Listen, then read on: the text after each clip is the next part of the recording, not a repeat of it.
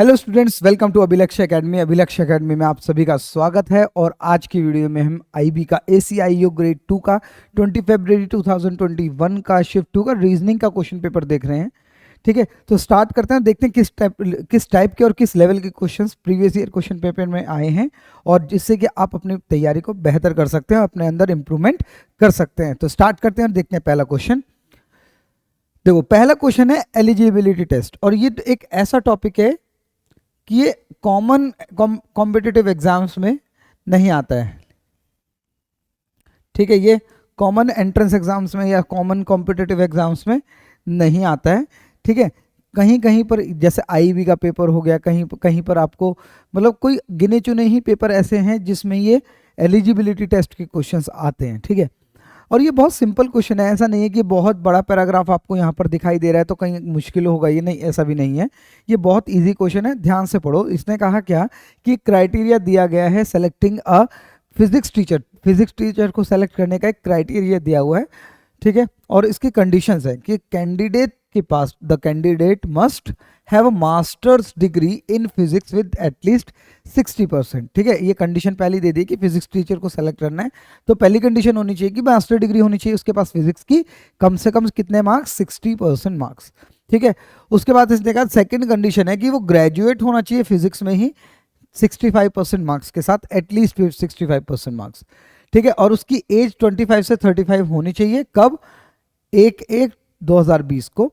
और उसके पास work experience होना चाहिए कम से कम 5 साल का। तो ये 4 कंडीशन इसने दिए हैं। ये 4 कंडीशन अगर कोई फॉलो करेगा तो कहीं ना कहीं उसका सिलेक्शन होगा। और एक बात और, यहाँ पर कुछ एक्सेप्शंस भी आपको यहाँ पर दी गई हैं। कुछ एक्सेप्शंस भी हैं कि यहाँ पर कि पहली एक्सेप्शन है कि अगर कैंडिडेट सभी क्राइटेरिया को फॉलो कर लेता है एक्सेप्ट फोर मतलब फोर्थ को नहीं करता है, मतलब उसके पास 5 साल का वर्क एक्सपीरियंस नहीं भी हुआ तो उसको रेफर कर देना है हमें, किसको? प्रिंसिपल को। बिल्कुल क्लियर है बात। Second, a candidate whose age is more than 35, अगर उसकी एज 35 से ज्यादा होती है, क्योंकि उसने बोला है ना 25 से 35 के बीच होनी चाहिए, लेकिन अगर ऐसा नहीं होता, उसकी एज 35 से ज्यादा होती है लेकिन 40 से कम होते हैं, तो उसको रेफर कर देना है हमें वाइस प्रिंसिपल को। तो ये सब कंडीशंस आपको यहाँ पर दी गई हैं। अब देखो, यहाँ पर एक कैंडिडेट है जिसका नाम है क्या? रितिका। उसके बारे में कुछ डिटेल्स हैं और आपको ये सेलेक्ट करना है कि इसके पास डिटेल्स जो हैं उस हिसाब से हमें क्या करना चाहिए। ठीक है, चलो। रितिका ने अपनी मास्टर्स XYZ यूनिवर्सिटी से फिजिक्स में की है। ठीक है, मास्टर डिग्री चाहिए, और जिसमें कि वो 80% मार्क्स लेकर आई है। तो कहीं ना कहीं वो पहले वाली कंडीशन तो सेटिस्फाई हो रही है कि वो मास्टर डिग्री होनी चाहिए उसके पास फिजिक्स में, और कम से कम 60%, उसके तो 80% मार्क्स हैं, तो कहीं ना कहीं फर्स्ट वाली कंडीशन सेटिस्फाई हो रही है। ठीक है, नेक्स्ट देखते हैं। नेक्स्ट है a candidate whose age is more than 35 years, ठीक है, but less than 40 years will be referred, sorry, वहां पर आते हैं क्वेश्चन पे। She did her BSc in physics, she did her BSc in physics, ठीक है, ABC कॉलेज। अच्छा, ठीक है, ये वाली कंडीशन है तो सेटिस्फाइड, लेकिन इसमें 65% मार्क्स हमें नहीं गिवन है। मतलब कहीं ना कहीं ग्रेजुएट तो है वो फिजिक्स में, लेकिन उसके पास 65% मार्क्स है, ये हमें गिवन नहीं है। कोई बात नहीं। She is 39 years old, 39 years old. Okay, ये वाली कंडीशन भी सेटिस्फाई नहीं कर रही है। She has more she has been teaching in MNO school in last 7 years, since last 7 years. Okay, तो ये वाली कंडीशन सेटिस्फाई हो रही है। तो कहीं ना कहीं हमारी चारों में से 2 तो एग्जैक्टली हो रही है, 2 नहीं हो रही है। हाँ, अगर ये केवल एज वाली ना होती तो हम ये बोल सकते हैं उसको वाइस प्रिंसिपल को रेफर कर देना चाहिए, क्योंकि उसकी एज फिर 35 से 40 के बीच होनी चाहिए थी। ठीक है, ऐसा नहीं हो रहा है, और हमें कहीं ना कहीं हमें उसके ग्रेजुएशन के मार्क्स हमें नहीं पता है। तो कहीं ना कहीं हमारे पास क्या होगा? डाटा इनएडिक्वेट होगा टू मेक द डिसीजन। ठीक है, अगर यहाँ पर मार्क्स भी गिवन हो तो फिर तो केस रेफर हो जाता ना वाइस प्रिंसिपल को, लेकिन यहाँ पर 2 चीज़ें, एक तो बिल्कुल कंफर्म है कि ये नहीं है, लेकिन एक के बारे में पूरी नॉलेज नहीं गिवन है। ठीक है, तो उसको रिजेक्ट नहीं कर सकते, डाटा इनएडिक्वेट है। तो उम्मीद है यहाँ तक आपको ये पॉइंट समझ आया। ये हिंदी में क्वेश्चन है, आप इसको नोट कर सकते हो। ठीक है, स्क्रीनशॉट लेना चाहो तो स्क्रीनशॉट ले सकते हो, और आगे चलते हैं। देखो, नेक्स्ट क्वेश्चन है कहीं ना कहीं एनालॉगी का है, और आपसे पूछा गया है हैंड, फिंगर और रिंग का जो रिलेशन है, हैंड, फिंगर और रिंग का जो रिलेशन है, वही रिलेशन इन चारों ऑप्शंस में किस में फॉलो होगा, वो देख लेते हैं। देखो क्या इनके बीच में रिलेशन है कि हैंड के अंदर फिंगर और फिंगर के अंदर रिंग है ना, हैंड के अंदर फिंगर, फिंगर के अंदर रिंग, तो कहीं ना कहीं डिक्रीजिंग ऑर्डर में अगर चलें तो हैंड के अंदर फिंगर, फिंगर के अंदर रिंग। ठीक, यहाँ पर फेस के अंदर नोज, नोज के अंदर नोज पिन, ये ठीक हो सकता है, बिल्कुल करेक्ट हो सकता है। कैप, कैप के अंदर हेड, हेड के अंदर हेयर, नहीं ये तो ज्वेलरी नहीं है ना, ये गलत है। ईयरिंग, ईयरिंग के अंदर ईयर, ईयर के अंदर ज्वेल, नहीं गलत। एंकल, एंकलेट के अंदर फुट, फुट के अंदर रिंग, गलत। ठीक है, तो फर्स्ट वाला बिल्कुल फॉलो हो रहा है और ये आपका बिल्कुल करेक्ट आंसर है। तो उम्मीद है यहाँ तक ये पॉइंट आपको समझ आया होगा। ठीक है, आगे की तरफ चलते हैं और देखते हैं यहाँ पर फिर से एनालॉगी का क्वेश्चन कि इनके बीच में जो रिलेशन है, ये 2 डॉट 4 डॉट बने हुए हैं, तो इसका मतलब हमें इसके साथ रिलेशन ढूंढना है। ठीक है, नंबर लिख लेते हैं सबसे पहले। जब भी ऐसा होता है तो अल्फाबेट के नंबर लिखा करो। K11 नंबर पर आता है, L12 पर आता है, M13 पर आता है, N14 पर, G7 पर आता है, I9, K11, M13। तो इनके बीच में अगर हम रिलेशन देखें तो मैं ये कह सकता हूँ -4 हो रहे हैं, यहाँ पर -3 हो रहा है, 13 से 11 -2 और 14 से 13 -1, तो कहीं ना कहीं -4, -3, -2, -1 हो रहा है। ठीक है, तो यहाँ पर भी ऐसा ही कर लेते हैं। 16, 16 -1 15, और 15 नंबर, सॉरी 15 माइनस 16 -4 11, और 11 नंबर किसका है, 16 -4 12, 12 नंबर किसका है, एल का। ठीक है, तो एल ए की ऑप्शन में है और यही आपका करेक्ट आंसर होगा। तो टाइम वेस्ट नहीं करना है बिल्कुल भी बाकी ऑप्शंस को फाइंड आउट करने में। ठीक है, तो उम्मीद है ये पॉइंट आपको समझ आया होगा। नेक्स्ट क्वेश्चन की तरफ चलते हैं। नेक्स्ट क्वेश्चन पे चलते हैं। L12, देखो इसमें क्लस्टर का क्वेश्चन है कि सेम रिलेशन जो है वो इन चारों में से किसके साथ होगा रिलेशन। ठीक है, देखते हैं।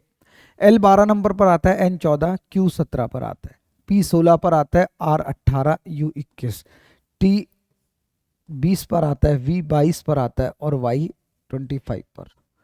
ठीक है, अगर हम इनके बीच में रिलेशन देखें तो मैं ये कह सकता हूँ ये +4 हो रहा है, ये भी +4 हो रहा है। ठीक है, तो पहले लेटर जो है सब में +4 हो रहे हैं। 14 + 18 +4 +4, ठीक है, 17 + 4 21 +4। ठीक है, तो सब में सारे लेटर्स एक एक आगे जा रहे हैं और +4 हो रहा है। तो यहाँ पर देखते हैं, एक एक लेटर चेक करते हैं पहले। 1 2 26, इसके में +4 नहीं हो रहा है, गलत है। D4 पर आता है, Y 25 पर आता है, U21 पर आता है, +4 नहीं हो रहा है, गलत। C3 पर आता है, E5 पर आता है, Q17 पर आता है, +4 नहीं हो रहा है। D4 पर आता है, H8 पर आता है, L12 पर आता है, +4 +4 +4, और बिल्कुल करेक्ट आंसर यही होगा। ठीक है, तो उम्मीद है यहाँ तक ये पॉइंट आपको समझ आया है। तो पूरा एग्जैक्टली फाइंड आउट करने की जरूरत नहीं है, एक एक लेटर देखो, ऑप्शंस कैंसिल आउट होते रहेंगे, क्योंकि ऐसा ना हो ना कि हम फर्स्ट लेटर मिल जाए फिर अगला ढूंढे फिर। ठीक है, ये सारे को चेक नहीं करना है। ऑप्शंस अगर 3 कैंसिल आउट हो गए हैं तो रिमेनिंग ऑप्शन जो है वो ठीक ही होगा, बिल्कुल करेक्ट। नेक्स्ट क्वेश्चन पर चलते हैं।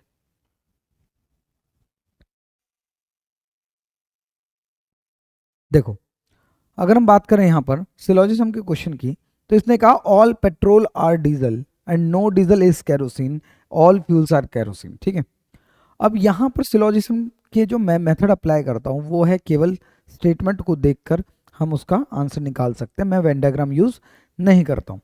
अब देखो यहाँ पर कंक्लूजन क्या पूछा गया है, सम फ्यूल्स आर पेट्रोल। देखो फ्यूल कहाँ पर है, ये रहा, और पेट्रोल यहाँ पर है। इन दोनों में कोई स्टेटमेंट कॉमन नहीं है, लेकिन मैं ये कर सकता हूँ कि पहले तो इन दोनों को ज्वाइन कर लो, फिर जो नई स्टेटमेंट बनेगी उसको पहले के साथ ज्वाइन कर लेंगे। ठीक है, तो पहले इन दोनों को ज्वाइन करते हैं। इन दोनों में क्या है, केरोसिन, केरोसिन कॉमन है, और केरोसिन के पास सम ऑल या नो होना चाहिए। लेकिन अगर नहीं भी है, लेकिन जिसको ज्वाइन कर रहे हैं उनके पास ऑल या नो है, तो बिल्कुल वो ऑल और नो दोनों एक साथ है तो बिल्कुल ज्वाइन हो जाएंगे, और स्टेटमेंट बनेगी पॉजिटिव से नेगेटिव, या ये भी बना सकते हैं नो डीजल इज फ्यूल, या नो फ्यूल इज डीजल।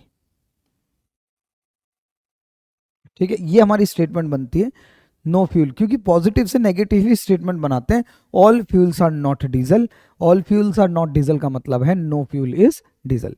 अब इसके साथ हम फर्स्ट वाली को ज्वाइन करते हैं, क्योंकि इन दोनों स्टेटमेंट में डीजल कॉमन है, और फिर से पेट्रोल के पास ऑल है और फ्यूल के पास नो है, तो ज्वाइन हो जाएगा, और हम ये कह सकते हैं स्टेटमेंट बनेगी no. All petrol are not fuel मतलब नो पेट्रोल इज फ्यूल। ठीक है, अब दोनों को ज्वाइन कर लिया, हमारे पास 5 स्टेटमेंट हो गई, 3 ये 2 हमने बना ली। First, some fuels are petrol. Some fuels are petrol गलत है क्योंकि स्टेटमेंट हमारी बनी है नेगेटिव, और स्टेटमेंट अगर कंक्लूजन पॉजिटिव है तो गलत हो जाएगा। No kerosene is petrol. No kerosene is petrol. Kerosene और पेट्रोल एक ही स्टेटमेंट में है क्या? नहीं है। इन दोनों को ज्वाइन कर लेते हैं। डीजल कॉमन है, नो भी है, तो स्टेटमेंट बनेगी all petrol are not kerosene मतलब नो पेट्रोल इज केरोसिन। ठीक है, इसका मतलब नो केरोसिन इज पेट्रोल बिल्कुल ठीक है, क्योंकि नेगेटिव स्टेटमेंट नो वाली तो नेगेटिव सारी करेक्ट हो जाती हैं। Third, no petrol is fuel. No petrol is fuel, ये बिल्कुल बनी थी हमारी, करेक्ट है, ये भी करेक्ट आ जाएगा। नेक्स्ट पर आते हैं, some kerosene are petrol. Some kerosene are petrol statement negative बनी है तो ये गलत हो जाता है। ठीक है, और बस कहीं ना कहीं हमारे सेकंड और थर्ड करेक्ट हैं, यही आंसर आपका होना चाहिए। ठीक है, तो उम्मीद है यहाँ तक ये पॉइंट आपको समझ आया होगा बिल्कुल आसानी से। अगर आपको उम्मीद है, मुझे लग रहा है कि ऐसा कि शायद ये ना भी समझ आया हो, तो आप एक बार ना सिलोजिज्म की वीडियो देखो। ठीक है, उस वीडियो को देखना। ठीक है, मेरे चैनल पे ही आपको प्लेलिस्ट में आपको सिलोजिज्म का चैप्टर मिलेगा, आप उसमें देखना, आपको वो चीज़ समझ आएंगी कि हाँ किस तरह से हमने ये स्टेटमेंट बनाई है और किस तरह से हम मेथड लेकर चलते हैं कि केवल स्टेटमेंट देखकर ही हमारे आंसर आ जाए, हमें कोई वेन डायग्राम ना बनाना पड़े, क्योंकि वेन डायग्राम में फिर टाइम भी वेस्ट होगा और श्योरिटी नहीं रहेगी। ठीक है, चलो नेक्स्ट क्वेश्चन पर आते हैं। ये हिंदी का ट्रांसलेशन है, आप देख सकते हो। नेक्स्ट क्वेश्चन पर आते हैं। नेक्स्ट क्वेश्चन है क्या? Complete the figure, complete the pattern या कंप्लीट द फिगर। आप ये देख रहे हो कि यहां पर ये एक फिगर है और उसका एक पार्ट मिसिंग है, और आपको बताना है इनमें से कौन सा पार्ट यहां पर फिक्स हो जाएगा। अब यहां पर अगर हम बात करें तो देखो, इन दोनों में अगर मैं रिलेशन देखूं तो कहीं ना कहीं इसकी वाटर इमेज बनी हुई है, एग्जैक्टली वाटर इमेज बनी हुई है। ठीक है, तो कहीं ना कहीं इसकी भी वाटर इमेज बनेगी, तो यहां पर मैं बोल सकता हूं ये जो ट्राइंगल है ना वो इसी शेप में आएगा और यहीं पर आएगा। ठीक है, तो कहीं ना कहीं मैं ये कह सकता हूं इसमें नहीं है ऐसा, इसमें नहीं है ऐसा, इसमें नहीं है, तो एक ही ऑप्शन हमारे पास बचता है, करेक्ट ऑप्शन 3।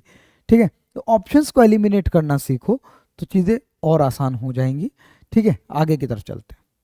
नेक्स्ट है डिक्शनरी ऑर्डर में लगाना है इन वर्ड्स को, डिक्शनरी ऑर्डर में। चलो स्टार्ट करते हैं। देखो, सबसे पहले आप यहां पर देखो कि सब में 3 है, तो तीसरा वाला तो देखने की जरूरत ही नहीं है।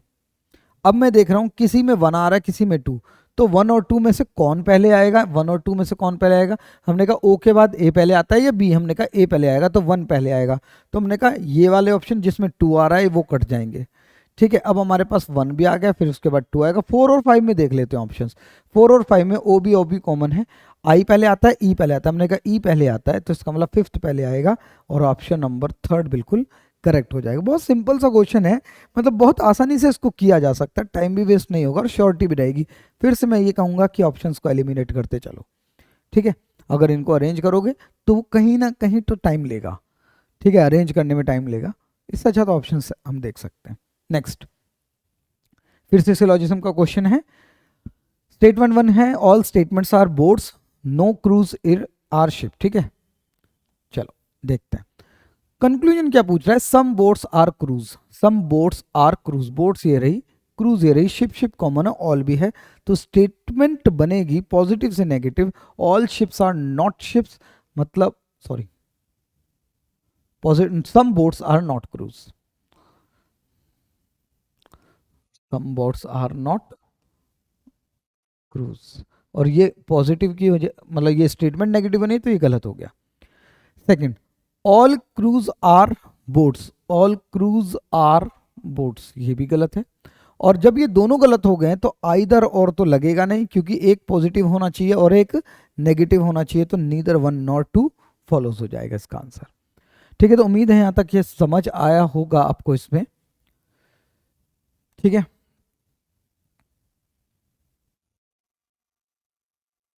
चलो ठीक है, आगे बढ़ते हैं। नेक्स्ट क्वेश्चन पर आते हैं, फिर से एक सिलोजिज्म का क्वेश्चन। देखो, कंक्लूजन पहला क्या पूछ रहा है, some sportsman are cricketer, some sportsman are cricketer. देखो, स्पोर्ट्समैन कहाँ है और क्रिकेटर कहाँ है? हमने कहा ये रहा, देखो एक ही स्टेटमेंट में है ये, सम स्पोर्ट्समैन आर नॉट क्रिकेटर्स, तो मैं ये बोल सकता हूँ जब स्टेटमेंट स्पोर्ट्समैन और क्रिकेटर की नेगेटिव है तो पॉजिटिव कैसे ठीक हो सकती है?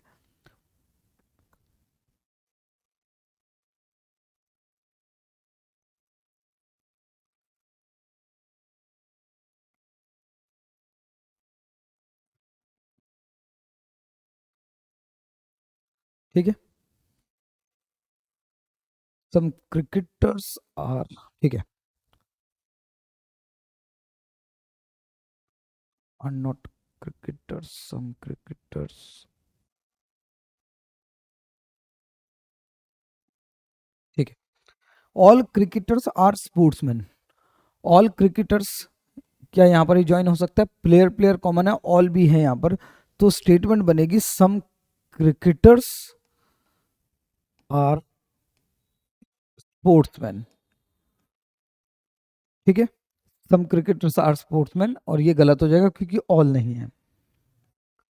ठीक है, एक सेकंड, फर्स्ट वाला करेक्ट है क्योंकि स्टेटमेंट हमारी यहाँ पर बन गई है एक, some sportsman are cricketer, some sportsman are some cricketer, ये बिल्कुल ठीक आ रहा है।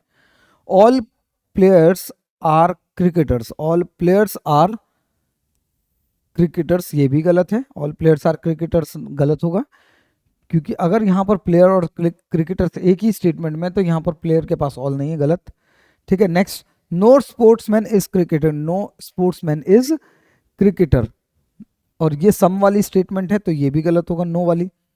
फर्स्ट वाले में कुछ कंफ्यूजन है, एक मिनट रुको, सम स्पोर्ट्समैन आर क्रिकेटर्स, यहां पर स्टेटमेंट बनकर एक पॉजिटिव स्टेटमेंट आ रही है और यहां पर नीचे एक नेगेटिव स्टेटमेंट दी गई है। अच्छा, इसका मतलब ये हमें लेना पड़ेगा, हाँ ठीक है, ये करेक्ट है फर्स्ट वाला। ठीक है, बिल्कुल, क्योंकि कहीं ना कहीं, ठीक है, इसने कहा कि some cricketers are not are sportsman, इसने कहा सम नहीं है, तो हमने कहा ठीक है कुछ तो है यहाँ पर, हमें लेना पड़ेगा।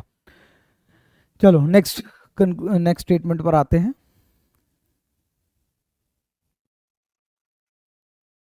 ऑथर, मदर और फीमेल का वेन डायग्राम आपको बनाना है। ठीक है, अब सबसे पहले तो बात करें, जितने भी माँ हैं वो सारी की सारी क्या होंगी? महिलाएं होंगी। जितनी भी मदर्स हैं, ठीक है, वो सारी की सारी क्या होंगी? वो फीमेल्स होंगी। ठीक है, और अगर ऑथर की बात करें, ऑथर केवल महिला भी हो सकती है, वो मदर भी हो सकती है, और वो मेल भी तो हो सकता है, तो कहीं ना कहीं ये वाला डायग्राम हमारा बनेगा, और ऐसा डायग्राम हमारे पास ऑप्शन नंबर 3 में आता है। ठीक है, तो उम्मीद है यहाँ तक ये समझ आया होगा, इसमें कोई भी डाउट आपको किसी भी तरह का नहीं है। चलो नेक्स्ट क्वेश्चन की तरफ आते हैं। नेक्स्ट क्वेश्चन में देखो क्या कह रहे हैं, नेक्स्ट क्वेश्चन में फिर से क्लस्टर का क्वेश्चन है, जो यहाँ पर रिलेशन है वही सेम रिलेशन इनमें से किसका होगा, ये आपको फाइंड आउट करना है। तो हमने कहा देखो, H 8 पर आता है, K 11 पर आता है, E 5 पर आता है, H 8 पर आता है, B 2 पर आता है, और E 5 पर आता है। ठीक है, अगर हम इनके बीच में रिलेशन देखें तो मैं ये कह रहा हूँ कि 8 में से 3 माइनस होकर 5, 5 में से 3 माइनस होकर 2, 8 में से 3 माइनस होकर 11, 8 में से 3 माइनस होकर 5, तो मुझे लगता है ये ठीक है, रिलेशन बिल्कुल ऐसा ठीक आ रहा है कि पहले तो पहले वालों में भी 3 3 का डिफरेंस है और दूसरे वाले में भी 3 3 का। ठीक है, तो यहाँ पर देख लेते हैं 20, 23 और 26, ये माइनस हो रहे थे, ये क्या हो रहे थे? माइनस हो रहे थे, और ये बढ़ रहे हैं, तो ये गलत हो गया। 15, 12, 9, ठीक है, 3 3 माइनस हुए हैं, 18, 15, 12, ये बिल्कुल ठीक आंसर होगा। ठीक है, ये बिल्कुल करेक्ट आंसर होगा क्योंकि इसमें -3 हो रहा है हर जगह पर। ठीक है, इसमें ऐसा 16, 12 इसमें -4 हो गया, 11 और 17 इसमें +4 हो रहा है, तो ऑप्शन नंबर 2 बिल्कुल करेक्ट आंसर है ये। ठीक है, इसमें सभी में -3 हो रहा है। ठीक है, चलो आगे की तरफ चलते हैं। नेक्स्ट क्वेश्चन है हमारा सिटिंग अरेंजमेंट का, और सिटिंग अरेंजमेंट में भी अगर आप देखोगे तो सर्कल है जिसमें फेसिंग क्या है? सेंटर। चलो देखते हैं एक बार,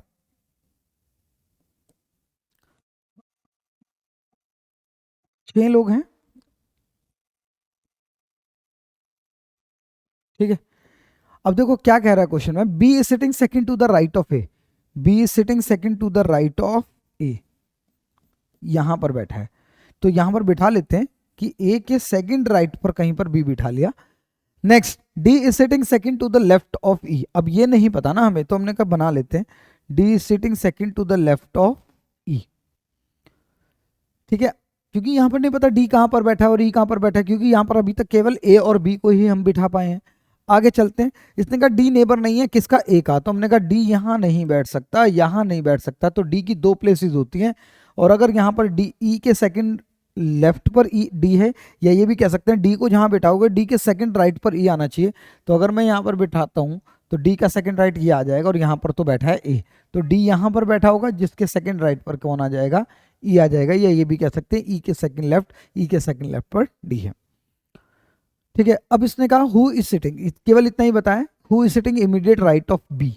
इमीडिएट राइट ऑफ बी कौन बैठा है, तो डी बैठा है। हमें जरूरत नहीं कि बाकी जो यहाँ पर पर्सन बैठे हैं यहाँ पर और यहाँ पर कौन बैठा होगा, जरूरत नहीं है, लेकिन इसने पूछा कि बी के राइट में कौन बैठा है, तो हमने कहा डी बैठा है। ऑप्शन नंबर 4 बिल्कुल आपका करेक्ट आंसर होगा। तो उम्मीद है यहाँ तक ये पॉइंट आपको क्लियर होगा, समझ आया है। ठीक है, आगे की तरफ चलते हैं। नेक्स्ट देखो, in the following question select the missing number from the given series.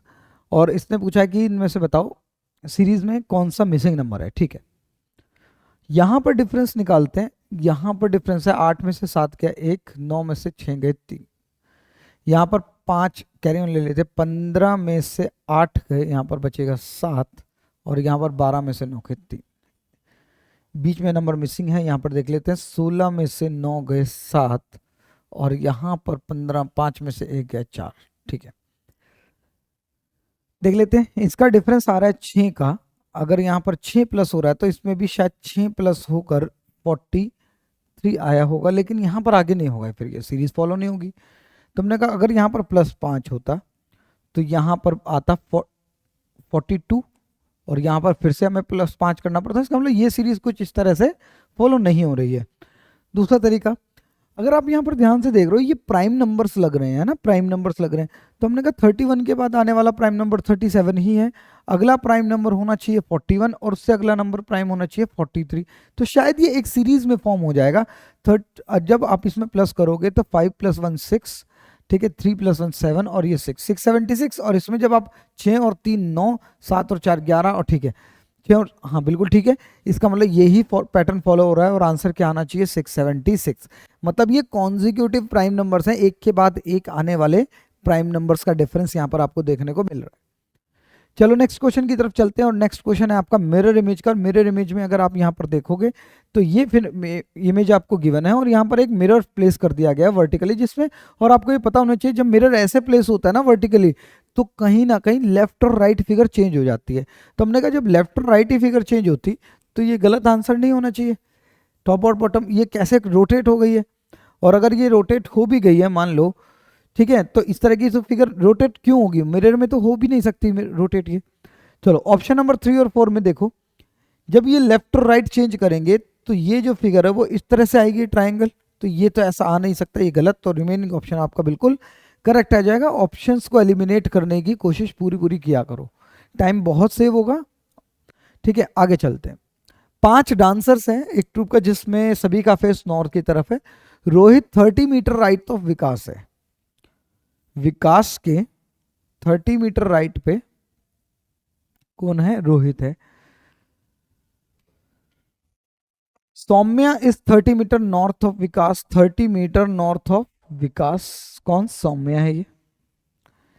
ठीक है, नेक्स्ट देख, कैजन जो है वो 10 मीटर लेफ्ट ऑफ सौम्या है, 10 मीटर लेफ्ट ऑफ सौम्या है। Okay, Sanjay is standing to the south of Kaizen. Okay, ये अब सौम्या ओ बना लेते हैं, south of Kaizen and left of Vikas, इसका मतलब इसके साउथ में और इसके लेफ्ट में, तो कहीं ना कहीं आप ये बोल सकते हो कि यहां पर ये संजय होगा। ठीक है, अब इसने पूछा है संजय, कहीं ना कहीं इनके बीच में 10 और 30 की डिस्टेंस, 10 और 30 की डिस्टेंस होगी। क्वेश्चन क्या पूछा है इसने कि कैजन जो है रोहित की किस डायरेक्शन में और उनके बीच में शॉर्टेस्ट डिस्टेंस बताओ। तो कहीं ना कहीं इनके बीच में ये वाली डिस्टेंस हमें पता करनी है, और ये वाली डिस्टेंस पता करने के लिए सबसे पहली बात हमें ये डिस्टेंस पता होनी चाहिए। ये है 10 और 30, टोटल 40, और ये वाली तो डिस्टेंस 30 है ही। और आपको ये पता होना चाहिए जब ये एक ट्रायंगल, राइट ट्रायंगल जिसमें एक साइड 30 है और एक साइड 40 है, तो ये कहीं ना कहीं पाइथागोरस लगाकर कितनी आ जाएगी 50, और कहीं ना कहीं 3 4 5 का ट्रिपलेट भी है, 3 4 5 का ट्रिपलेट भी है। ट्रिपलेट्स अगर याद हैं तो चीज़ें आसान हो जाती हैं। तो अगर इससे पूछना है कि रोहित के रिस्पेक्ट में वो कहाँ पर है, तो हमने कहा रोहित के रिस्पेक्ट में वो नॉर्थ वेस्ट में है, कितना 50 मीटर, तो 50 मीटर नॉर्थ वेस्ट, इसका फोर्थ ऑप्शन बिल्कुल करेक्ट आंसर है। ठीक है, तो उम्मीद है यहां तक ये पॉइंट आपको क्लियर हुआ होगा। ठीक है, नेक्स्ट क्वेश्चन पर आते हैं। नेक्स्ट क्वेश्चन है ब्लड रिलेशन का, ब्लड रिलेशन में भी कोडेड ब्लड रिलेशन। ठीक है, यहां पर कुछ साइन दिए हुए हैं, जे प्लस के means J is wife of के, जे माइनस के जे इज फादर ऑफ के, जे मल्टीप्लाई के जे इज डॉटर ऑफ के, और जे डिवाइड के means J is son of के। तो आपको ये इक्वेशन जो दी गई है ना, इसको सॉल्व करके हमें बताना है एन क्या लगेगा एस का। तो सबसे पहले क्या होता है, जब भी इस तरह के क्वेश्चंस होते हैं तो आपको एक एक ग्रुप सॉल्व करना है, और इसमें बॉड मास नहीं लगाना है, ये बिल्कुल ध्यान रखना है। अगर यहाँ पर स्टार्टिंग में मल्टीप्लाई होता तो हम मल्टीप्लाई ही सॉल्व करते पहले। चलो जी और एन, मतलब जब जिनके बीच में डिवाइड है तो पहले वाला पर्सन दूसरे का सन है, तो जी जो है सन है किसका, एन का, तो एन ऊपर आ गया। नेक्स्ट ग्रुप को सॉल्व करेंगे, एन और डी के बीच में मल्टीप्लाई, मतलब एन डॉटर है किसकी, डी की, तो एन डॉटर है किसकी, डी की, तो डी ऊपर आ गया। अगला ग्रुप डी और एम के बीच में प्लस, प्लस मतलब वाइफ, जो डी है वो वाइफ है किसकी, कहीं ना कहीं एम की, और एम हो जाएगा क्या, मेल। नेक्स्ट एम और एस के बीच में माइनस, माइनस मतलब फादर, एम जो है वो फादर है किसका, एस का, तो एस यहां पर आ गया। अब इसने पूछा है कि भाई एस, सॉरी एन क्या लगेगा एस का, ये जो एन है एस का क्या लगेगा, तो हमने कहा उसकी सिस्टर लगेगी, बहन लगेगी, ये बिल्कुल इसका करेक्ट आंसर होगा, ऑप्शन नंबर 4। ठीक है, तो उम्मीद है यहां तक ये पॉइंट समझ आया होगा। और नेक्स्ट क्वेश्चन फिर से कंप्लीशन ऑफ फिगर का है। कंप्लीशन ऑफ फिगर में अगर आप यहां पर देखेंगे, जब ये पार्ट, ये ट्राइंगल के अंदर पार्ट मिसिंग है, ये वाला जो डिजाइन है इधर बनना चाहिए, तो कहीं ना कहीं आप ये बोलोगे इस तरह की एक फिगर दिखाई देगी हमें, ये कंप्लीट करोगे तो। ठीक है, ऐसा इसमें नहीं हो रहा है, इसमें नहीं हो रहा है, इसमें नहीं हो रहा है, तो एक ही ऑप्शन हमारे पास बचता है, ऑप्शन नंबर 2, जिसमें ये फॉलो होगा। तो उम्मीद है यहां तक ये पॉइंट भी आपको क्लियर रहा होगा। नेक्स्ट क्वेश्चन करते हैं सीरीज का, और सीरीज में अगर हम देखेंगे तो यहां पर डिफरेंस निकाल लेते हैं, क्योंकि मल्टीप्लाई की सीरीज हो नहीं रही है, क्योंकि कुछ बड़े नंबर नहीं आ रहे हैं। तो यहां पर अगर आप देखोगे 6 का डिफरेंस, यहां पर अगर आप देखोगे फिर से 6 का डिफरेंस, तो यहां पर भी 6 का डिफरेंस आना चाहिए, 29, और 29 में फिर से 6 का डिफरेंस आएगा और 35 आ जाएगा। बिल्कुल ठीक है, ऑप्शन नंबर फर्स्ट बिल्कुल करेक्ट आंसर, बहुत ही आसान सीरीज। ठीक है, तो उम्मीद है यहाँ तक बिल्कुल क्लियर रहा होगा। कोई भी डाउट अगर आपको होता है तो कमेंट बॉक्स खुला है, आप उसमें कमेंट कर सकते हैं, और अगर आपको कोई भी सजेशन देना है तब भी आप दे सकते हैं। ठीक है, और अगर अभी तक आपने वीडियो को लाइक नहीं करा है तो लाइक करें वीडियो को, और अगर चैनल पर नए हैं तो चैनल को जरूर सब्सक्राइब करें। ठीक है, चलो नेक्स्ट क्वेश्चन पर आते हैं। नेक्स्ट क्वेश्चन है सीरीज का, लेकिन इसने कहा रॉन्ग नंबर फाइंड आउट करना है। सीरीज में क्या फाइंड आउट करना है, रॉन्ग नंबर। ठीक है, पहले रिलेशन देख लेते हैं कि ये शायद इधर नंबर बढ़ रहे हैं, तो इधर से लेकर चलते हैं कि डिवाइड करना मुश्किल होगा। 30 का कहीं ना कहीं 2 टाइम्स, और मैं बोल सकता हूं कि 20 प्लस हुआ है। 80 का 2 टाइम्स प्लस 40 प्लस हुआ है। 200 का 2 टाइम्स प्लस 100 प्लस हुआ है। 500 का 2 टाइम्स 1000 मतलब प्लस 250 हुआ है। ठीक है, तो अब इसको अगर पैटर्न को समझें तो मैं ये कह सकता हूं कि जितना ये मल्टीप्लाई कर रहा है इस नंबर का, उसका आधा नंबर ये प्लस कर रहा है। 200 का 2 टाइम्स तो करा, लेकिन इसने आधा नंबर प्लस किया। 500 का 2 टाइम्स किया, लेकिन इसने आधा नंबर प्लस किया। लेकिन यहां पर ऐसा नहीं हुआ, 30 का 2 टाइम्स मल्टीप्लाई हुआ है, तो इसको 15 ऐड करना चाहिए था, ना कि 20। तो इसका मतलब हमारा जो रॉन्ग टर्म है वो क्या है, 30, ऑप्शन नंबर 2। ठीक है, तो उम्मीद है यहां तक ये बात समझ आई होगी, इसमें आपको कोई भी डाउट इसमें नहीं रहा होगा। ठीक है, और लास्ट क्वेश्चन देखते हैं। लास्ट क्वेश्चन में देखो एक फिगर आपको गिवन है, और यहाँ पर आपको क्या पूछा गया है, आपको मिरर इमेज पूछी गई है कि अगर मिरर हमें राइट में प्लेस कर दिया जाए यहाँ पर, तो इसकी मिरर इमेज क्या बनेगी। और हमें ये पता है कि मिरर इमेज में लेफ्ट और राइट क्या हो जाते हैं, चेंज हो जाते हैं। चलो पहले देखते हैं at the rate. At the rate तो सब में ही एक जैसा ही दिखाई दे रहा है, तो इसने कैंसिल नहीं किया है। पी को देखते हैं, पी जो है वो उल्टा बनना चाहिए, सब में उल्टा बन रहा है, लेफ्ट और राइट चेंज हो रहा है। जी को देखते हैं, जी भी एक जैसा ही बन रहा है। एफ को देखते हैं, एफ लेफ्ट राइट चेंज होगा, ये गलत हो गया क्योंकि इसका टॉप बॉटम चेंज हो गया। चलो इन दोनों एस को देखते हैं, जब ये इंटरचेंज करेंगे पोजीशंस तो पहले ये वाला ऐसे बनेगा और ये वाला ऐसे बनेगा, कहीं ना कहीं सेम ही इमेज इसकी दिखाई आपको देगी। तो देगी, अगर यहाँ पर सेम इमेज दिखाई देगी तो ये तो बिल्कुल गलत हो जाएगा, ये एस नहीं आ रहे हैं एक जैसे।